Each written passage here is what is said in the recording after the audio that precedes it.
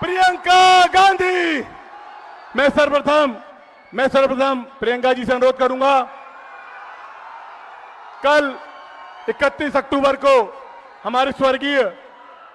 मैं प्रियंका जी से अनुरोध करूंगा, सर्वप्रथम हमारी पूर्व प्रधानमंत्री इंदिरा गांधी जी की प्रतिमा पर माल्यार्पण करें, पुष्पांजलि अर्पित करें। एक बार जोरदार तालियों से प्रियंका गांधी।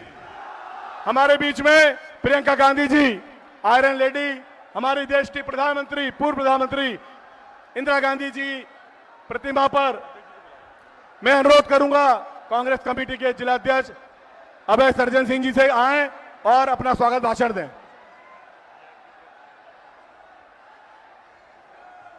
आज के इस चुनावी कार्यक्रम में उपस्थित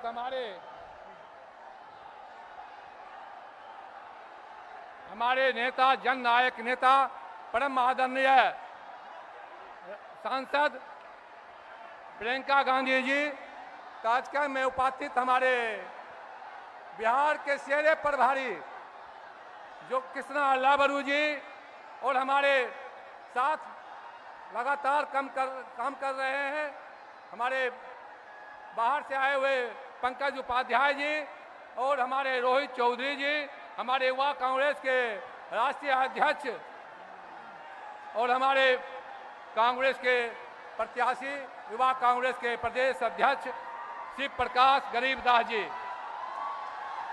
मैं सबसे पहले मैं अपने प्रियंका गांधी जी का राष्ट्र कवि दिनकर जी की जन्मभूमि और बिहार के श्री श्री कृष्ण सिंह की करीम भूमि पर बेगूसराय जनता की ओर से हार्दिक अभिनंदन करता हूं, स्वागत करता हूं, खैर मकदम करता हूं। मैं आदरणीय प्रियंका गांधी जी को बताना चाहता हूं, मैडम, बेगूसराय जिला में अगर किसी का देन है तो सिर्फ आपका परिवार का देन है। आपका परिवार बेगूसराय जब उजड़ा हुआ था तो आपके परिवार ने बेगूसराय में सबसे पहले 1959 में सिमरिया पुल का निर्माण करवाने का काम किए और सिमरिया पुल के निर्माण से उत्तर भारत और दक्षिण भारत को जोड़ने का काम किया गया। मैं आपसे कहना चाहता हूं, बेगूसराय एक उजड़ा भूमि रहते हुए बेगूसराय में भारत के प्रथम प्रधानमंत्री पंडित जवाहरलाल नेहरू ने बेगूसराय में रिफाइनरी की स्थापना किए, बेगूसराय में थर्मल पावर को स्थापना किए, बेगूसराय में खाद कारखाना का स्थापना किए और बेगूसराय में गंगा बरौनी डेयरी लगाने का काम किए। हम बेगूसराय जिला के एक एक लोग आपका ऋणी हैं, आपके परिवार का ऋणी है, चूंकि आपका परिवार के जो दिया हुआ है, आज बेगूसराय में बड़े से बड़े गरीब जितने लोग चढ़ते हैं, हर आदमी आपका परिवार का ऋणी है। मैं आप ये बात कहना चाहता हूं, हमारे प्रधानमंत्री, पूर्व प्रधानमंत्री जो हमारे कल उनकी पुण्यतिथि थी, श्रीमती इंदिरा गांधी जी का, मैंने जिला कांग्रेस कमेटी की ओर से एक मूर्ति लाकर आपके द्वारा मैंने फूल चढ़ाकर जिसको कि कांग्रेस भवन बेगूसराय में लगाने का काम करूंगा। आज मुझे सौभाग्य प्राप्त है कि आपने मेरे मूर्ति को अनावरण किए और दूसरा मूर्ति राहुल गांधी जी के द्वारा हम लोग बलिया में एक मूर्ति राजीव गांधी जी का बनाए हैं, उनका भी अनावरण करेंगे। इन्हीं शब्दों के साथ मैं आपका बेगूसराय कांग्रेस पार्टी और जिला की ओर से रामधारी सिंह दिनकर की जन्मभूमि की ओर से हार्दिक अभिनंदन करता हूं, स्वागत करता हूं, खैर मकदम करता हूं। धन्यवाद सर्जन सिंह जी। अब मैं अनुरोध करूंगा हमारे प्रत्याशी महागठबंधन के शिव प्रकाश गरीबदास जी से और अध्यक्ष जी से कि हमारी प्रियंका गांधी का स्वागत करें। एक बार जोरदार तालियों से स्वागत करें हमारी नेता का, प्रियंका गांधी, प्रियंका गांधी, प्रियंका गांधी, प्रियंका गांधी, प्रियंका गांधी, प्रियंका गांधी। अब मैं अनुरोध करूंगा हमारे महागठबंधन के प्रत्याशी गरीबदास जी से आए और हमारी जनता को संबोधित करें। गरीबदास जी। चलिए, बहुत बहुत धन्यवाद। सर्वप्रथम मैं आज इस बछवाड़ा की पावन भूमि पे हम सबों की आदरणीय नेता, कांग्रेस पार्टी की राष्ट्रीय महासचिव आदरणीय प्रियंका गांधी जी का हार्दिक हार्दिक अभिनंदन करते हैं, स्वागत करते हैं, वंदन करते हैं। सम्मानित मंच पे बैठे हुए हमारे यूथ कांग्रेस के हमारे पूर्व के प्रभारी एवं वर्तमान में बिहार कांग्रेस के आदरणीय प्रभारी कृष्णा सर, हम सबों के भारतीय राष्ट्रीय यूथ कांग्रेस के राष्ट्रीय अध्यक्ष आदरणीय उदय सर, इस कार्यक्रम की अध्यक्षता कर रहे हमारे जिला अध्यक्ष आदरणीय सार्जन बाबू एवं मंच पे जितने भी हमारे राष्ट्रीय जनता दल, वीआईपी, आईपी गुप्ता जी के पार्टी एवं कांग्रेस पार्टी के तमाम कार्यकर्तागण, मंच के सामने बछवाड़ा विधानसभा के भगवानपुर, मंसूर चक, बछवाड़ा प्रखंड से आए हुए तमाम अभिभावकों को मैं अपना प्रणाम करता हूं, आदाब करता हूं, सलाम करता हूं। साथ ही साथ अपने आप को बहुत ही सौभाग्यशाली पाता हूं कि अपना आशीर्वाद देने स्वयं हम सबों की नेता प्रियंका गांधी जी बछवाड़ा की उस भूमि पे आई हैं, जिस भूमि पे हमारे स्वर्गीय पिता रामदेव राय जी ने 1964 से जवाहर ज्योति जल रहा है, 1984 से इंदिरा ज्योति जल रहा है, 1991 से राजीव ज्योति जल रहा है। मैडम, अब वो ज्योति को हम लोग ने, हमारे पिताजी ने विधायक बनने से पूर्व ही स्वर्गीय पंडित जवाहरलाल नेहरू जी, इंदिरा जी, राजीव जी के नाम से दर्जनों विद्यालय और महाविद्यालयों का यहाँ पे स्थापना हो चुका है। अब वो ज्योति ज्वाला बन चुकी है। हमारे रग में वैसे कांग्रेस पार्टी का खून जलता है कि जहां पे तीनों ज्योतियां जलती है, और ये ज्योति त्रिमूर्ति भवन के एक जगह जवाहर भवन में जलती है, दूसरा सहिलोड़ी के एक गांव में पीपल के पेड़ के नीचे मैडम जलती है। आज भी आप उस गांव में जाइएगा तो हमारे गांव में किसी का शादी भी होता है, मुंडन भी होता है, जनेऊ भी होता है, तो ज्योति के आगे दीपक जला करके, प्रसाद चढ़ा करके तब गांव के लोग अपना विवाह करने के लिए जाते हैं। वैसा खून इस हमारे सीने में दहक रहा है। मैं बछवाड़ा की आम आवाम से अपील करना चाहूंगा, यह जो चुनाव है बछवाड़ा का, इस चुनाव में जो कांग्रेस पार्टी ने हमारे नेता राहुल गांधी जी, प्रियंका गांधी जी और तेजस्वी यादव जी ने विश्वास करके गरीबदास को हाथ छाप का सिंबल दिया है, ये हाथ छाप का सिंबल कोई आम सिंबल नहीं है। यह सिंबल में राष्ट्रीय जनता दल, वीआईपी, आईपी गुप्ता जी, मुकेश चंद्र सहनी जी, सभी लोग समाहित हैं। तो मैं आप सबों से आग्रह करूंगा, आरजू करूंगा कि आप लोग एक एक मत अपने भाई, अपने बेटा गरीबदास को दे करके भारी मतों से जिता करके उसको विधानसभा भेजने का काम करेंगे। जिस ढंग से हमारे स्वर्गीय पिता रामदेव राय जी ने तन मन धन से बछवाड़ा को समर्पित कर दिया था, मैं बछवाड़ा की जीत को मैं चाहता हूं, जीत केवल हमारी जीत नहीं रहेगी, ये जीत बछवाड़ा के हर एक युवाओं की, किसान, मजदूर, नौजवानों की जीत होगी। तो मैं चाहता हूं कि आप लोग दोनों हाथ उठा करके हमारी नेता प्रियंका गांधी जी को आश्वस्त करें कि हाथ छाप पे बटन दबाइएगा ना, हाथ छाप पे बटन दबाइएगा ना। बोलिए कांग्रेस पार्टी, कांग्रेस पार्टी, राष्ट्रीय Janata Dal, VIP party, VIP party. चलिए, मैं ज्यादा समय नहीं लूंगा, आप सब जिनको सुनने आए हैं आप सबों के बीच में बाधा नहीं बनूंगा। बारिश के मौसम के वजह से भी बहुत सारे लोग यहाँ पे रास्ते में फंसे हुए हैं और आप बड़ी तादाद में जो यहाँ पर आए हैं, मैं आप सबों को पुनः प्रणाम करता हूँ, धन्यवाद करता हूँ, आभार करता हूँ। जय हिंद, जय कांग्रेस, जय इंडिया गठबंधन।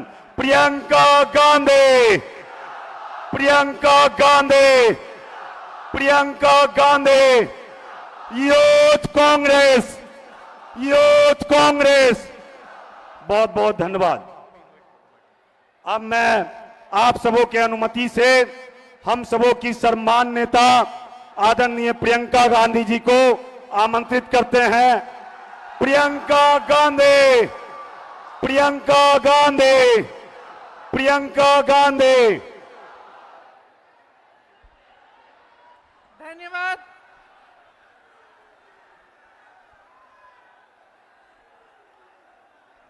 आप सब बारिश के मौसम में भी यहाँ आए हैं आज। मेरी प्यारी बहनें, सुनाई दे रहे हैं?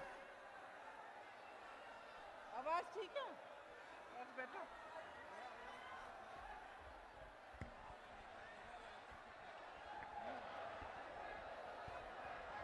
ये ठीक है?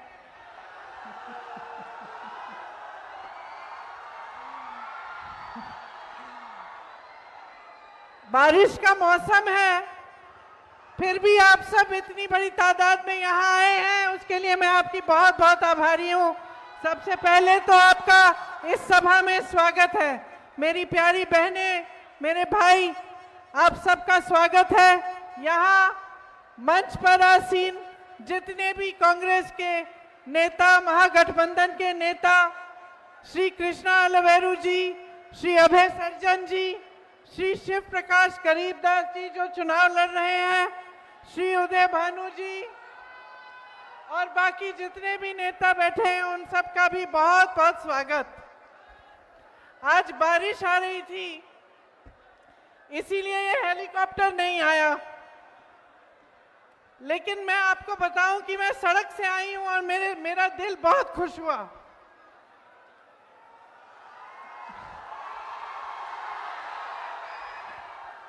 ये जो आपकी धरती है ना, बहुत ही सुंदर धरती है। गंगा मैया के साथ साथ सड़क थी, पवित्र धरती है।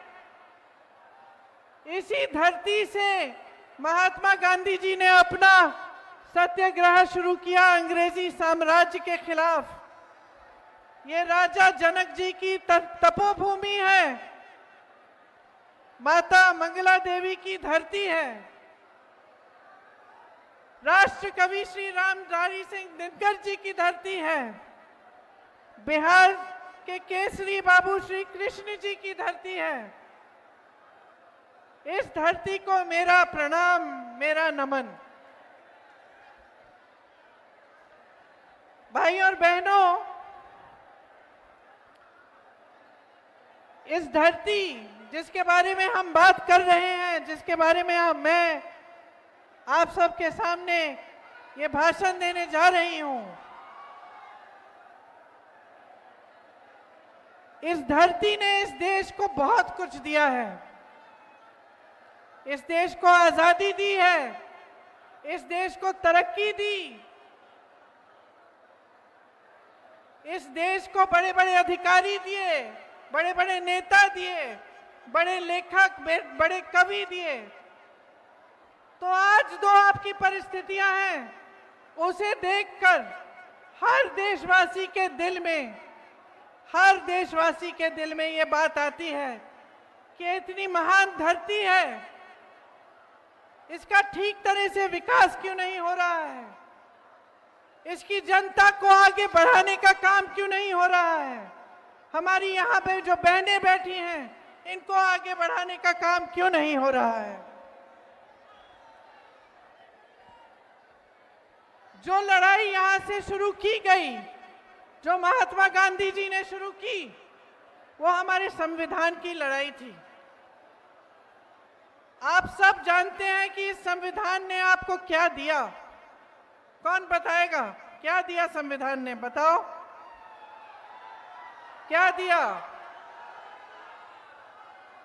क्या दिया? आजादी दी कि नहीं दी? दी। आत्मविश्वास दिया कि नहीं दिया? समान दृष्टि से बना ये संविधान, सबको अधिकार मिला। और सबसे बड़ा अधिकार क्या था? आपका वोट। ये आपका सबसे बड़ा अधिकार है जो आपके संविधान ने आपको दिया है, आपकी सबसे बड़ी शक्ति है। इसका मतलब ये है कि आप इस देश के नागरिक हो और इस देश के नागरिक होने के तौर पे उसके आधार पर सभी स्कीमें आपको मिलती हैं। सारी सरकारी स्कीमें, सारी सरकारी मदद, सबका आधार यही है कि आप वोट देते हो, आप इस देश के नागरिक हो। इसी को कमजोर करने का काम नरेंद्र मोदी जी और भाजपा की सरकार ने किया है। 20 सालों से एनडीए की सरकार चली है बिहार में। आपके अधिकार मजबूत नहीं बने, कमजोर बने। आपको समानता की दृष्टि से नहीं देखा गया, आपका वोट खतरे में डाला गया। बांटने की राजनीति की, ताकि मजहब में बैर हो, ताकि जातियों में बैर हो, इसकी राजनीति की। एक झूठा राष्ट्रवाद पूरे देश भर में और यहां पर भी उन्होंने आपको दिखाया। आपका ध्यान भटकाने के लिए कभी कोई मुद्दा उठाया, कभी कोई और मुद्दा उठाया। अभी हाल ही में एसआईआर करवाया जिससे 65 लाख वोट काटे गए हैं आपके। तो जब आपके 65 लाख वोट कटते हैं तो इसका मतलब क्या है आपके लिए? कि आपके अधिकार कट रहे हैं, आपको कमजोर बनाया जा रहा है। जितनी भी स्कीमें हैं, जितनी भी सरकारी स्कीम आपको मिलती हैं, जितनी भी सरकारी फायदे आपको मिलते हैं सरकारी, वो सब कमजोर बन जाएंगे। तो आपको समझना बहुत जरूरी है कि ये जो एसआईआर है जिससे आपके वोट काटे गए हैं, इससे आपके रोज के जीवन पर क्या असर पड़ेगा। आपके रोज के जीवन में कई ऐसी चीजें हैं जो स्कीम द्वारा आपको मिलती हैं, जो सरकार द्वारा मिलती हैं, उन सब को कमजोर किया जाने का काम है ये। उन सब को आस्ते आस्ते आपके पास पहुंचाने से रोकने का काम है। जब ये बड़े बड़े नेता दिल्ली से आते हैं तो आप यहाँ बड़े बड़े मंचों में भाजपा के जो नेता हैं, उनके मंत्री, मुख्यमंत्री, अलग अलग प्रदेशों के, उनके गृह मंत्री, प्रधानमंत्री जी तो क्या बातें करते हैं? कोई बताएगा मुझे क्या बातें करते हैं?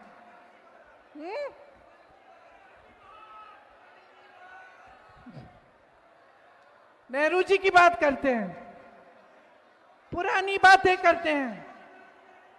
और आपने एक चीज देखी है, आपने देखी है, वो या तो 20 साल आगे की बातें करेंगे, भविष्य की लंबी बात कि भाई 2050 में हम ऐसा ऐसा करेंगे, या फिर वो अतीत की बातें करते हैं कि जवाहरलाल नेहरू ने ये बिगाड़ दिया, इंदिरा गांधी ने वो बिगाड़ दिया, ये बातें करते हैं। कभी आपके वर्तमान की बात करते हैं, आपके आज की बात करते हैं कि आप पे क्या गुजर रहा है। कभी आपसे पूछते हैं कि इस महंगाई के जमाने में आप कैसा गुजारा कर रहे हो, कैसे गुजारा कर रहे हो, पूछते हैं आपसे। अभी दिवाली हुई थी, छठ हुआ, किसी ने आपसे पूछा कि इस महंगाई के जमाने में आप त्योहार कैसे मना रहे हो, क्या सुविधाएं हैं आपके पास? दुकान जाते हो, कुछ खरीद नहीं पाते हो। बिहार में नौकरियां नहीं मिलती, रोजगार नहीं मिलता। हाथ ऊपर करके बताओ कितनों को यहां पे रोजगार मिलता है? हाथ ऊपर करके बताओ मुझे। नहीं मिलता ना? देश भर में पलायन करना पड़ता है। मैंने केरल से लेकर कश्मीर तक देखा है कि बिहार से पलायन करके लोग जा रहे हैं। कश्मीर में अगर किसी सड़क पे मजदूरी हो रही है, उससे पूछो कहां के हो, बोलेगा बिहार से आया हूं। केरल में मैंने पूछा, कुछ दिनों ही पहले ही कुछ लोग मुझे दिखे, सड़क का काम हो रहा था, भाई कहां से हो? यहां के नहीं दिखते तुम। दीदी हम बिहार के हैं। पलायन करके जाना पड़ रहा है सबको। ये जो लहलहाते खेत हैं, इतना सुंदर आपका प्रदेश है, इसमें रहने का ही आपको मौका नहीं मिल रहा है। परिवार बट जाते हैं,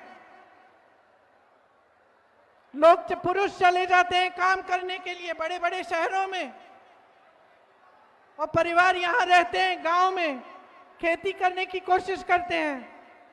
इन्होंने ये स्थिति बना दी है कि आपको खेती से भी आपकी कमाई नहीं होती।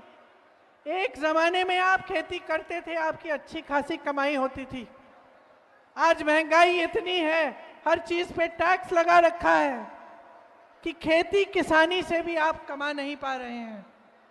जितने बड़े बड़े उद्योग थे सारे अपने ही दोस्तों को दे चुके हैं। ये आप पूछिए, कोई भी बड़ा उद्योग है या तो अडानी का होगा या अंबानी का होगा। जो देश की संपत्ति थी, आपकी संपत्ति थी, उससे आपको रोजगार मिलता था। आपको याद होगा, जो बुजुर्ग हैं यहां बताएंगे आपको, एक जमाने में जो सरकारी नौकरी होती थी उसके लिए सब दौड़ते थे। सबको वही नौकरियां चाहिए होती थी क्योंकि उसमें पेंशन मिलता था, पूरे जीवन के लिए सुरक्षा मिलती थी। आज क्या परिस्थितियां हैं? निजीकरण हो गया है, सब ठेकेदारी पर हो रहा है, सारे काम, छोटे से छोटा काम ठेकेदारी पर हो रहा है। और जितनी भी बड़ी सरकारी कंपनियां थी वो सब मोदी जी ने अपने दो दोस्तों को दे दी हैं, पकड़ा दी हैं। तो यहां आते हैं ना, मंच पे खड़े होकर 20 साल सरकार चलाने के बाद, बिहार की प्रदेश सरकार 20 साल चलाई, फिर मंच पर आते हैं और बात करते हैं कि हम रोजगार देने वाले हैं, 1.5 करोड़ रोजगार देंगे। तो दिया क्यों नहीं? 20 सालों से दिया क्यों नहीं? बेवकूफ समझ लिया क्या जनता को? बड़े बड़े वादे करेंगे चुनाव के समय और एक भी वादा पूरा नहीं होगा। महंगाई कम करने की बात करते थे, महंगाई बढ़ गई है। रोजगार की बात करते थे, कौन सा रोजगार दिया? बड़ी बड़ी कंपनियां सारी बेच दी, खेती किसानी से कमाने लायक ही नहीं छोड़ा किसी को। छोटे छोटे जो व्यापार थे, जो छोटे दुकानदार थे, जो छोटे बिजनेस थे, उनको खत्म कर दिया। तो बचा क्या है? बचा क्या है? और कुछ नहीं बचा है इनके हाथों में, कुछ नहीं करेंगे, क्योंकि जो आपका था वो सारा इन्होंने अपने दोस्तों को दे दिया है।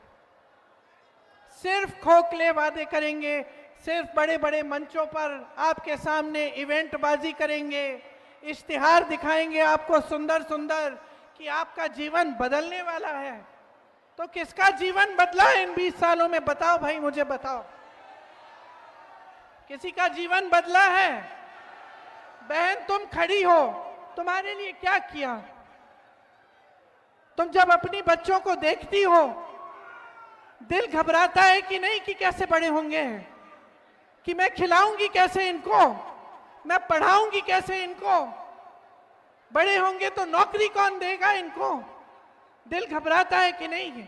बीमार होते हैं तो दिल घबराता है ना, सोचती हो कि दवा कहां से मिलेगी, मैं डॉक्टर के पास जाऊंगी, प्राइवेट जाना पड़ेगा, और प्राइवेट में जाऊंगी तो इतने पैसे लगेंगे, मैं कैसे इलाज करवाऊंगी?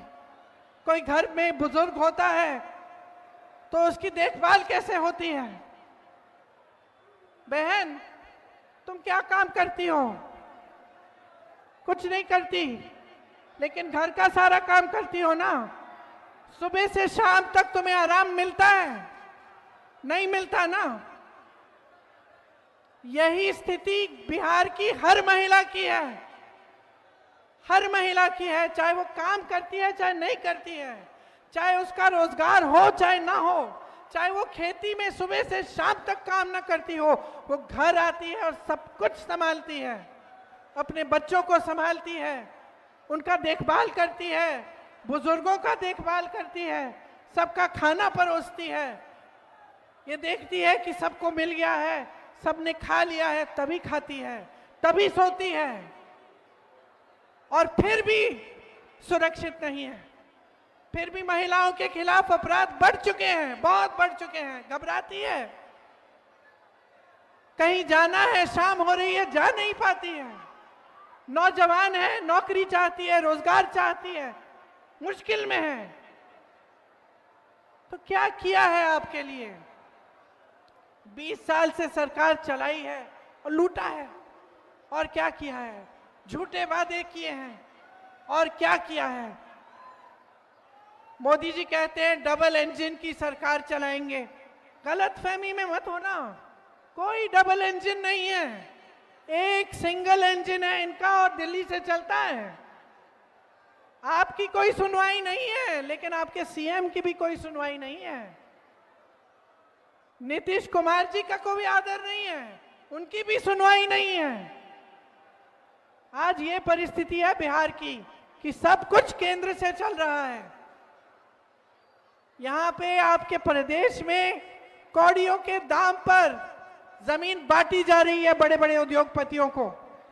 आपको क्या मिल रहा है? आज आपकी जो परिस्थिति है वो ऐसी है कि अगर आप जागोगे नहीं, अगर आप अपनी किस्मत को, अपने भविष्य को अपने हाथों में नहीं लोगे, तो कुछ नहीं बदलने वाला, कुछ नहीं बदलने वाला। बड़े बड़े नेता आएंगे, वादे करेंगे, भविष्य की बात करेंगे, अतीत की बात करेंगे, आपके वर्तमान की बात नहीं करेंगे।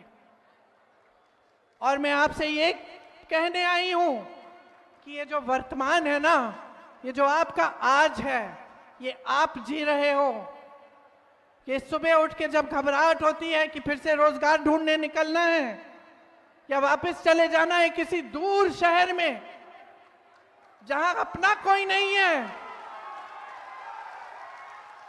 जहां अपना कोई नहीं है, लेकिन जाना है क्योंकि यहां रोजगार नहीं मिलेगा। ये जब घबराहट होती है ना, तब कोई नहीं रहता आपका सहारा, कोई नहीं आता। ये मोदी जी, ये अमित शाह जी, ये बड़े बड़े नेता तब नहीं आते आपकी मदद करने के लिए। यहां उन्होंने बिहार की जो परिस्थिति बनाई है, उसमें से अगर आपको निकलना है तो आपको बदलाव लाना पड़ेगा।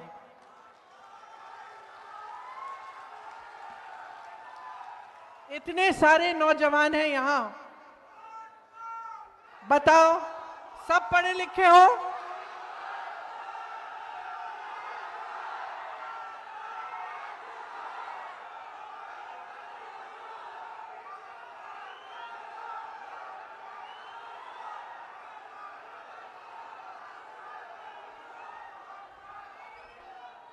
आपको मालूम है वोट चोर क्यों हैं ये लोग? क्यों?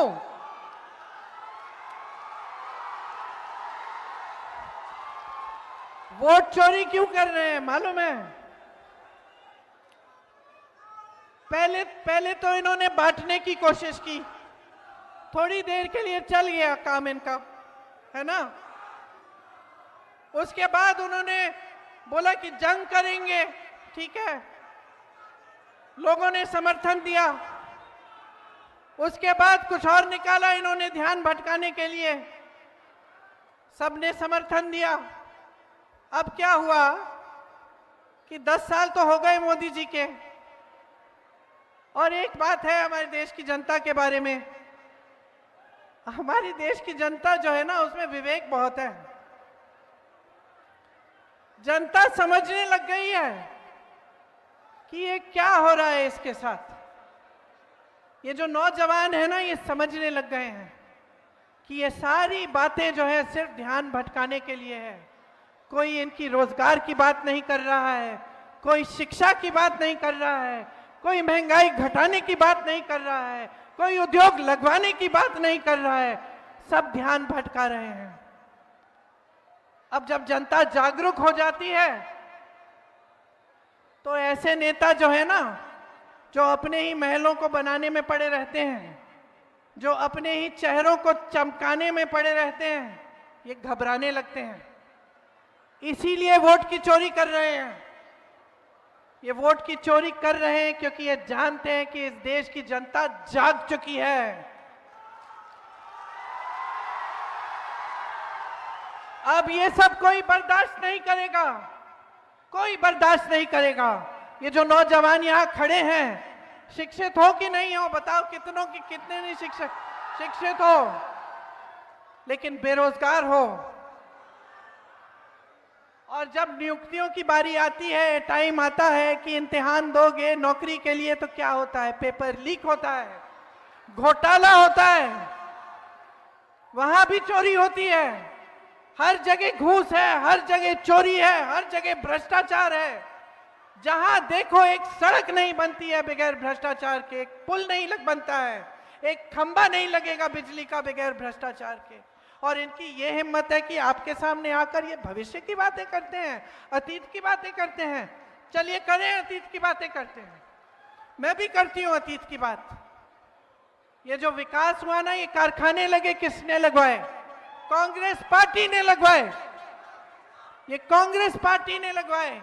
जो IIM है, IIT है, एम्स है, किसने बनवाए? जवाहरलाल नेहरू ने बनवाए। अगर अतीत पे हम बात करें तो इनकी बोलती बंद हो जाएगी, लेकिन हम अतीत की बात नहीं करते, हम वर्तमान की बात करते हैं, हम आपके आज की बात करते हैं। और हम चाहते हैं कि इस देश का एक एक नौजवान, इस देश की एक एक बेटी खड़ी हो, अपने अधिकार को अपने हाथों में ले और इस देश के निर्माण में भागीदार बने। राहुल गांधी जी जाति जनगणना की बात क्यों करते हैं? सामाजिक समानता की बात क्यों करते हैं? सामाजिक न्याय की बात क्यों करते हैं? क्योंकि आज भी पूरी तरह से प्रतिनिधित्व नहीं है पिछड़ी जातियों का, अति पिछड़ी जातियों का, दलितों का, अल्पसंख्यकों का। पूरी तरह से प्रतिनिधित्व नहीं है। और जितनी आबादी है उतना प्रतिनिधित्व नहीं है। तो वो चाहते हैं कि सामाजिक न्याय हो, कि जाति जनगणना हो। आपको मालूम है कि जब उन्होंने जाति जनगणना की बात शुरू की तो मोदी जी से लेकर भाजपा के छोटे से छोटे नेता ने विरोध किया। फिर पिछले चुनाव में उनको लगा कि जनता का समर्थन तो है, क्योंकि जो चुनाव का नतीजा था वो उनकी खुशी के लायक नहीं था। उनको पता चला कि यहां तो कुछ बदल रहा है। तो फिर उन्होंने कहा कि चलो बिहार में भी जाति जनगणना करते हैं। फिर क्या हुआ? ठंडे बस्ते में डाल दिया गया। गए कचहरी, ऑर्डर निकलवाया और ठंडे बस्ते में डाल दिया। और वही जाति जनगणना कांग्रेस ने तेलंगाना में कराई और उसके तहत वहां पे सारा काम हो रहा है।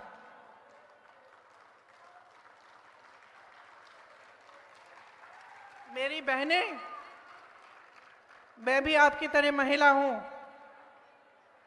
मैं समझती हूं कि किस तरह से एक महिला को हमेशा, चाहे बड़े घर की महिला हो, चाहे गांव की महिला हो, चाहे शहर की महिला हो, चाहे गरीब महिला हो, हमेशा समाज का पूरा बोझ उठाने वाली महिला होती है। महिला ही सब काम करती है, घर पे भी, बाहर भी, खेती में भी, ऑफिस का काम भी हो फिर भी घर का काम करेगी। आप सब जानती हो, आंगनवाड़ी का काम करती हो, आशा बहुएं हैं, कितना काम होता है, 24 घंटे होना पड़ता है। किसी की डिलीवरी हो रही है, बीच रात में आपको फोन आएगा, आपको जाना पड़ेगा, आपको बुलाया जाएगा। इतना मुश्किल है जीवन, इतना संघर्ष है जीवन में। तो आप मुझे बताओ, 20 सालों से सरकार रही है, वहां मोदी जी ने अपने रिमोट कंट्रोल से चलाई है। आपके लिए क्या किया? और अब चुनाव आने वाला है तो ऐलान कर दिया कि लो 10,000 रुपए लो। क्या मतलब है इसका? क्या मतलब है इसका? कि जब आपसे फायदा लेना है, तो आपके लिए स्कीम निकाली जा रही है। और जैसे ही चुनाव खत्म होगा, भगवान जाने आपको ये 10,000 मिलेंगे या नहीं मिलेंगे, या आपके लिए कुछ करेंगे या नहीं करेंगे। नहीं करेंगे। आप अच्छी तरह से जानते हैं, मेरे से अच्छी तरह जानते हैं। तो नियत पहचानो, इनकी नियत पहचानो। नियत ठीक नहीं है। तो 10,000 रुपए जो दे रहे हैं ना, ठीक है, ले लो, लेकिन वोट एकदम सोच समझ के डालो, वोट मत दो।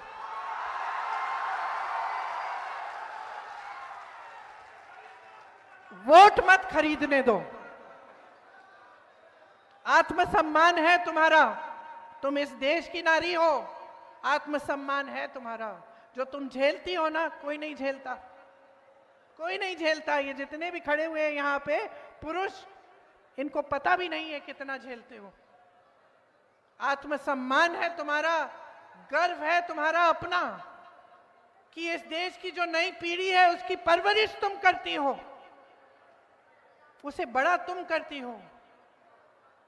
चाहे कुछ भी हो जाए, कितने भी संघर्ष करने पड़े, जितनी भी तुम्हें उसके लिए जो भी करना पड़े तुम करोगी, लेकिन उस नई पीढ़ी को तुम आगे बढ़ाओगी, किसी ना किसी तरह से शिक्षित करोगी।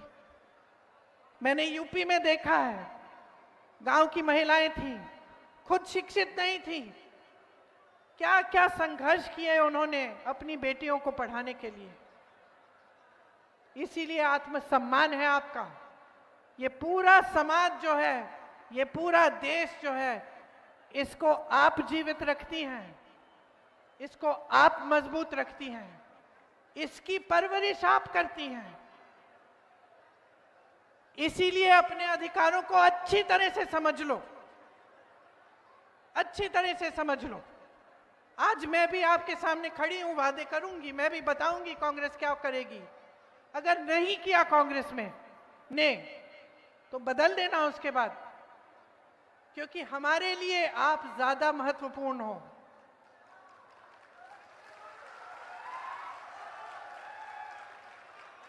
जो आपके लिए काम नहीं करता है उसको हटा दो, निकाल दो, साइड कर दो। और जो मैं कह रही हूं उसको ध्यान से सुनो बहनों, ध्यान से सुनो। जितना विवेक महिला में होता है ना, किसी में नहीं होता। क्योंकि जैसे मैंने कहा, आप बहुत झेलती हैं, आप में बहुत दृढ़ता है, तो आपका विवेक जो है अब काम आना चाहिए। चुनाव का समय है, ऐसा नहीं होना चाहिए कि इस समय सारे नेता आकर झूठे मूठे वादे कर लें, चले जाएं, उसके बाद आपको भूल जाएं। आज मौका है, ये मौका है कि आप अपने अधिकारों को मजबूत बनाएं, कि आप एक ऐसी सरकार लाएं जो इस प्रदेश की हर महिला को शक्ति दे, मजबूत बनाए, अपने पैरों पर खड़े होने के लिए मदद करे। आज ये मौका है कि आप एक ऐसी सरकार बनाएं जिसमें आपको शिक्षा मिले, जिसमें आपके पेपर लीक ना हो, जो एक कानून लाए पेपर लीक के खिलाफ, जिसमें आपको रोजगार मिले, जिसमें जो आपकी संपत्ति है, जो बड़े बड़े कारखाने सालों पहले यहां लगाए गए थे, वो आपकी संपत्ति है। वो बड़े बड़े उद्योगपतियों को, जैसे मोदी जी चॉकलेट बांट रहे हैं, उस तरह से बांटते हैं, वो बांटे ना जाएं, वो दिए ना जाएं। वो संपत्ति आपकी संपत्ति रहे और उस संपत्ति से आपको रोजगार मिले, आपको मजबूती मिले। ये मौका है, आज मौका है कि आप, जो बिहार की जनता है, अपने आप को पहचानो। इस देश को खड़ा किया है आपने। आप देश भर में जाओ, बिहार के लोग मिलेंगे। एक जमाने में बड़े बड़े IAS officer, IPS officer, IFS officer सब यहां के होते थे, बड़े बड़े नेता थे आपके। और आज भी आपने इस देश की नींव डाली और इस देश का निर्माण आप करते हैं। ये है इस देश का असली केंद्र।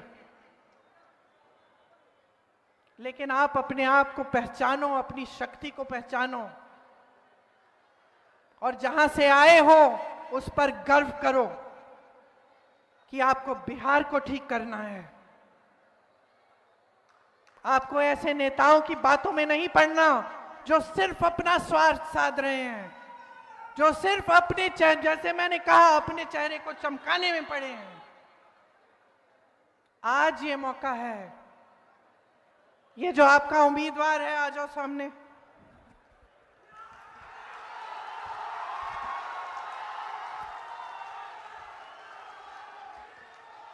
नाम क्या है बताओ? गरीबदास, गरीबदास, गरीबदास।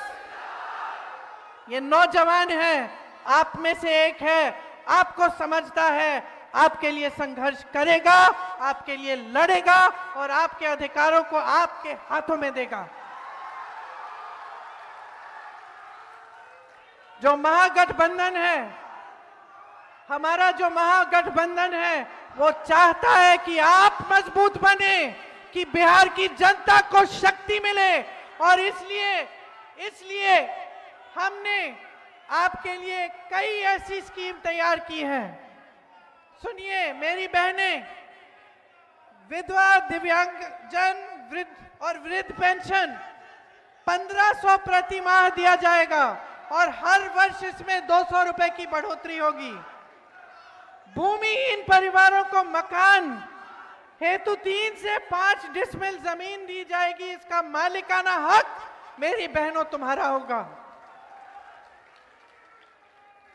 माई बहन मान सम्मान योजना द्वारा 2500 रुपए प्रति माह सीधे महिलाओं के खाते में जाएंगे।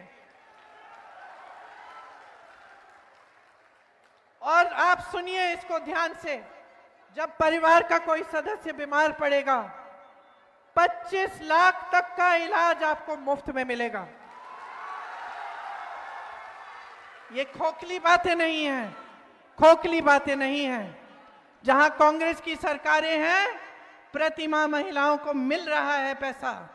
जहां कांग्रेस की सरकार थी राजस्थान में, वहां ये 25 लाख का स्वास्थ्य बीमा हर जन को मिलता था। मैं ऐसे लोगों से मिली जिनके हार्ट के ऑपरेशन, कैंसर का जो पूरा इलाज था, पूरा कराया गया, एक पैसा नहीं देना पड़ा।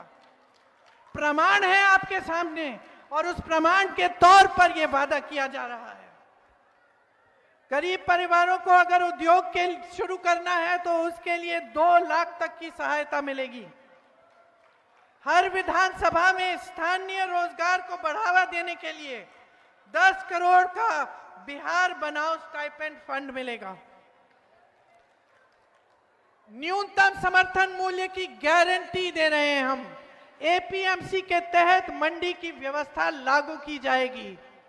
लाखों सरकारी पदों पर नियुक्तियां बिहार जो बंद हैं आज, वो बिहार वासियों को विशेष आरक्षण मिलेगा उनमें। मनरेगा में 300 रुपए प्रतिदिन मजदूरी और काम के दिन 2 गुने किए जाएंगे। जहां पेपर लीक होगा वहां सख्ती से कार्रवाई की जाएगी। एक जॉब कैलेंडर बनेगा, जिससे जिस दिन परीक्षा है उसका दिन, जिस दिन रिजल्ट आना है उसका दिन, जिस दिन नियुक्तियां होंगी उसका दिन पहले से तय किया जाएगा। अगर कोई भी उसको इधर उधर करेगा उस पर सख्त से सख्त कार्रवाई होगी। अंग्रेजी मॉडल विद्यालय, आवासीय विद्यालय बनाए जाएंगे और 3 साल की डिग्री 3 साल में खत्म की जाएगी। आज 3 साल की डिग्री में 5-6 साल लगा रहे हैं लोग। जो शिक्षा की व्यवस्था इतनी मजबूत थी बिहार की, वो एकदम कमजोर हो चुकी है। सामाजिक न्याय का अधिकार देना चाहते हैं हम आपको, और महागठबंधन ने यह ऐलान किया है कि पंचायती राज एवं नगर निकायों में ईबीसी आरक्षण 30% और एससी आरक्षण 20% किया जाएगा। अति पिछड़ा वर्ग अत्याचार निवारण अधिनियम बनाया जाएगा, जिससे जो आजकल जो अपराध बढ़ा है, जो अत्याचार बढ़ा है अति पिछड़ी जातियों पर, उस पर नियंत्रण लाने के लिए और उसको बंद करने के लिए यह लागू होगा। निजी शिक्षा संस्थानों में आरक्षण लागू होगा। तो ये सब हम करना चाहते हैं आपके लिए। आप जानते हैं कि अपराध कितना बढ़ गया है। सिर्फ महिलाओं पर नहीं, बच्चों पर भी बहुत बढ़ गया है, और अति पिछड़ी जातियों पर, दलितों पर तो बहुत ही ज्यादा बढ़ गया है, अल्पसंख्यकों पर बढ़ गया है। तो हमें परिस्थिति बदलनी है। आपने हाल ही में देखा बड़े बड़े व्यापारियों की हत्या हो रही है। कल परसों एक नेता की भी हत्या हो गई चुनाव के दौरान। तो अब मुझे बताओ, बदलाव लाना है कि नहीं लाना है? बदलाव लाओ, अपने लिए लाओ, इन नौजवानों के लिए लाओ जो यहां बेरोजगार खड़े हैं शिक्षित होने के बावजूद। अपने बच्चों के लिए लाओ, बहनों अपने लिए लाओ, आपको मौका मिले। जो नौजवान बच्चियां हैं उनको मौका मिले रोजगार का, आगे बढ़ने का, उनके विकास का। तो ये समय है कि आपको सब चीजें अच्छी तरह से समझनी है। अपने वर्तमान को देखना है, अपने आज को देखना है, अपने अधिकारों के लिए लड़ना है। महात्मा गांधी जी जब लड़े थे तो बड़ा साम्राज्य था उनके आगे, और उस साम्राज्य ने सब कुछ किया, हत्याएं की, हिंसा की, लोगों को दबाया, कोई सवाल उठाता था उसको जेल में डाल देते थे। आज की परिस्थितियां भी कुछ वही हैं। आज भी कोई सवाल करता है तो उसको दबाया जाता है, कोई धरना प्रदर्शन करता है उसको उठा के जेल में डाल दिया जाता है, पुलिस पीट देती है।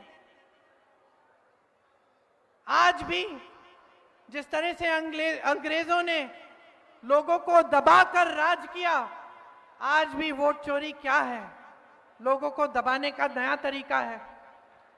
वोट चोरी करते हैं, बार बार चुनाव जीतते जाते हैं और लोगों को दबाकर सारी संपत्ति अपने बड़े बड़े मित्रों को दे देते हैं।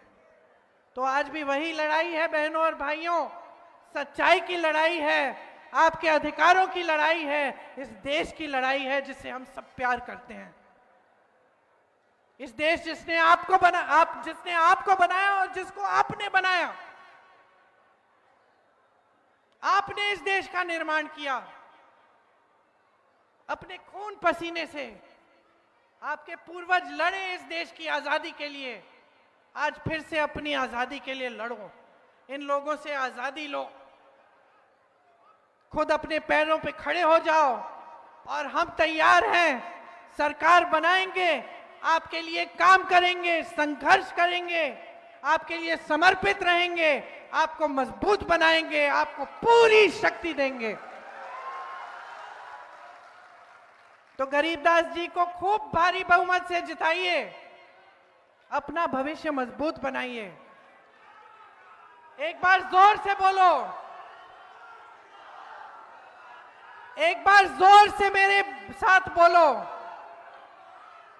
एक नए बिहार के निर्माण के लिए, एक नए बिहार के निर्माण के लिए बिहार की धरती को जय बोलो, जोर से जय बोलो, जोर से जय बोलो एक और बार। ये आपकी धरती है, इसको संभालो, इसकी रक्षा करो, अपने वोट की रक्षा करो, अपने अधिकार की रक्षा करो। महागठबंधन के उम्मीदवार को भारी से बहुमत से जिताकर एक नई सरकार लाओ। भूलना मत बहन।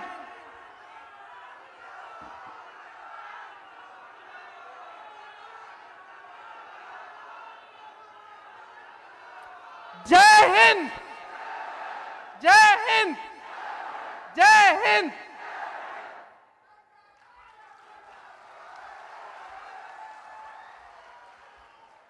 प्रियंका गांधी जिंदाबाद, प्रियंका गांधी जिंदाबाद, राहुल गांधी जिंदाबाद, कांग्रेस पार्टी जिंदाबाद, मल्लिकार्जुन खड़गे साहब जिंदाबाद, सोनिया गांधी जिंदाबाद, कांग्रेस पार्टी जिंदाबाद,